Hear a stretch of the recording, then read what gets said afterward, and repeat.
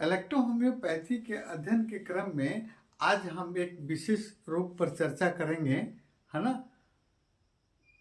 जब भी मौसम बदलते हैं, जब जाड़े से गर्मी, गर्मी से जाड़ा और बरसात का मौसम जब शुरू होता है तो विभिन्न तरह के रोग हमको ग्रसित करते हैं, है ना। इस पृथ्वी पर ये प्रकृति का नियम है कि जब जब भी मौसम बदलता है तो उस समय वायरस और बैक्टीरिया का प्रकोप ज़्यादा होता है ना, और हम विभिन्न तरह के रोगों से ग्रसित हो जाते हैं। आज हम देखते हैं आपको एलर्जिक राइनाइटिस, है ना। एलर्जिक राइनाइटिस रोग क्या है ना, कैसे होता है, ये किस कारण से होता है, हाँ, और कैसे हम आपको इसको इलेक्ट्रोहोम्योपैथिक औषधि से ठीक कर सकते हैं, इस पर हम अध्ययन करेंगे। तो एलर्जिक राइनाइटिस जो है यह एक प्रकार का एलर्जी प्रतिक्रिया है और वायुमंडल या हवा में पाए जाने वाले एलर्जन क्या है? एलर्जन वह वैसे रासायनिक या घातक पदार्थ जो वायुमंडल में रहते हैं और हमको एलर्जी पैदा करने में आपको हमारे शरीर पर एलर्जिकल आपको सिम्टम छोड़ते हैं या एलर्जी पैदा करते हैं, है ना, वही एलर्जन कहलाते हैं, ना। तो आपका एलर्जिक राइनाइटिस जो है ये भी आपको एक तरह से आपको पेड़ पौधे, है ना, वायुमंडल से ऐसे घातक पदार्थ, रासायनिक पदार्थ और कुत्ते पालतू और कुत्ते बिल्ली पालतू जानवर और इसके अलावा फूलों के पराग, वायुमंडल के आपको मतलब धूलकण और कुछ खाद्य पदार्थ से पैदा होते हैं। ये आपको एलर्जिक राइनाइटिस।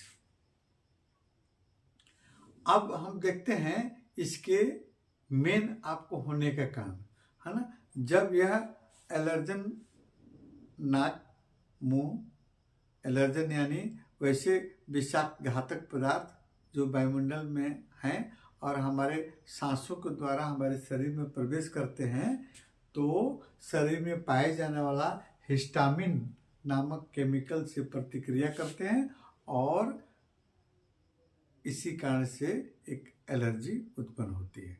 हमारे शरीर में जो रिएक्शन होता है एक एलर्जी के रूप में आपको आती है सामने। तो क्या क्या लक्षण देखने को मिलते हैं इसमें? जो है आपको जल्दी जल्दी छींक आना, नाकों से पानी आना और आंखें लाल हो जाना, आंख से भी पानी आती है, कान, नाक और आंखों में खुजली होने लगती है और कभी कभी जो है नाक बंद हो जाते हैं, गले में खराश हो जाती है, बलगम आने लगता है ना, और सांस लेने में कठिनाई भी होने लगती है, बुखार भी हो जाता है, चमड़ी पर लाल रंग के धब्बे या रेशे दिखाई देने लगते हैं। इस तरह के सिम्टम आपको देखने को मिलते हैं आपको एलर्जिक राइनाइटिस में, है ना। अब ये जो है इसके अतिरिक्त में और भी कारण होते हैं। आपको कौन कौन से कारण हो सकते हैं इसको होने का? जैसे धूलकण, अचानक गर्मी से ठंडा में जाना या ठंडा लग जाना, या कुछ रासायनिक पदार्थ के संपर्क में आना। जैसे बहुत सारे कारीगर हैं पेंट वगैरह करते हैं, उसके आपको केमिकल का प्रयोग करते हैं, है ना, उसके चलते भी आपको हो सकता है। हम बालों को रंगने वाले केमिकल का प्रयोग करने के समय भी आपको ये रोग हो सकता है। जलावन की लकड़ी है, लकड़ी जलने के बाद में उसे धुएं जो निकलते हैं उसके चलते भी हो सकती है। सिगरेट के धुआं से भी हो सकता है ना। और विभिन्न प्रकार के घास या फल फूल के संपर्क में आने पर भी इस तरह के सिम्टम आपको आने लगते हैं। इसके पहले हमने बताया कि हाँ, पालतू जानवर कुत्ते बिल्ली के संपर्क में आने पर भी ये रोग हो सकता है। अब देखिए इसका नेचर क्या होता है। इस डिजीज का नेचर होता है हाइपर फंक्शन होता है ना, हाइपर फंक्शन। तो इसमें कौन कौन सी इलेक्ट्रोहोम्योपैथिक औषधियों का हम प्रयोग करके आपको एलर्जिक राइनाइटिस को हम ठीक कर सकते हैं, आपको देखते हैं। यस ट्रीटमेंट,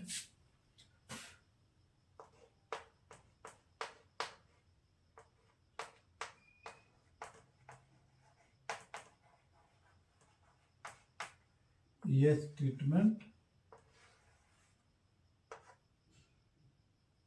सबसे पहले हम एक मिक्सचर देंगे पेशेंट को। मिक्सचर देंगे, कौन सा मिक्सचर होगा?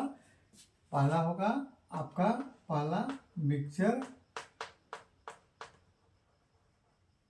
S1 प्लस P1F1 P1 या P3 plus F1 plus भर1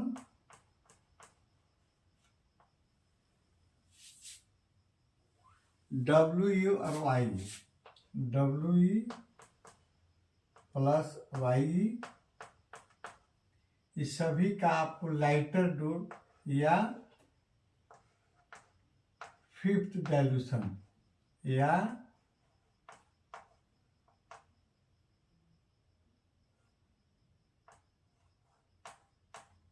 eight dilution में हम एक मिक्सचर बनाएंगे और पेशेंट को उसकी उम्र के हिसाब से 5 से 10 बूंद या 20 बूंद दिन में 3 से 4 बार पिलाएंगे।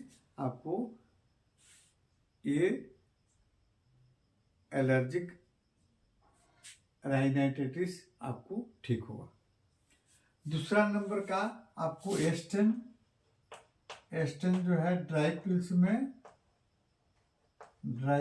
में खाना के बाद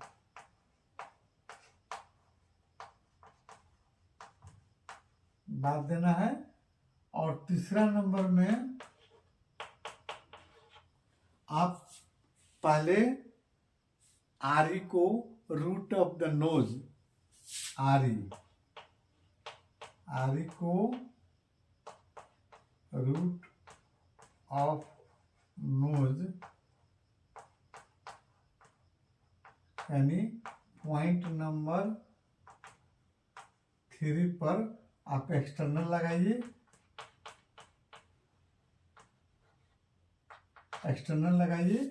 तुरंत छींक आना बंद हो जाएगा। नाकों में खुजली, आंखों में खुजली लगाने पर तुरंत बंद हो जाएगा। इंजेक्शन नंबर 29 आप लगा सकते हैं। इंजेक्शन नंबर 29 आप उसमें आपको एलर्जिक राइनाइटिस में आप इसका प्रयोग कर सकते हैं। इसके अतिरिक्त में कुछ बचाव भी आप करें, है ना। कौन कौन सा बचाव? जैसे आप अपने शरीर के इम्यून सिस्टम को स्ट्रॉन्ग करें, विटामिन सी युक्त भोज्य पदार्थ का सेवन करें और आपको पौष्टिक भोजन का भी सेवन करें। प्रदूषण से बचें, हवा में मौजूद एलर्जन के से बचाव करना चाहिए। मास्क का प्रयोग करें, धूलकण से बचें, है ना। और पालतू जानवरों के संपर्क से बचें, है ना। और घर में सफाई रखें, सर्दी और आपको बारिश से बचें, है ना। तो ज़्यादा आपको सुरक्षा मिलेगी। फिर हम अगले वीडियो में दूसरे किसी रोग पर हम डिस्कस करेंगे। इंतज़ार कीजिए।